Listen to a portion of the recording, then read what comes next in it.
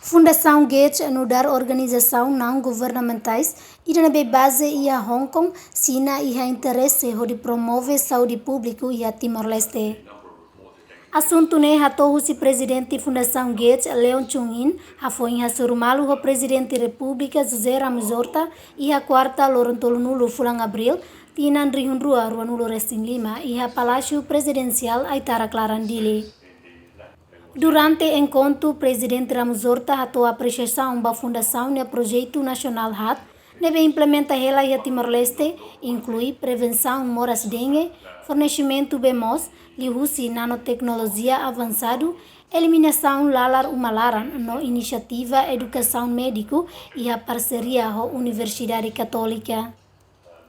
Projeto Sirane hatuduona resultado nebe promete hanessa na redução significante do caso dengue, no hadia acesso a BMOS, nebemos ajuda a menos lixo plástico.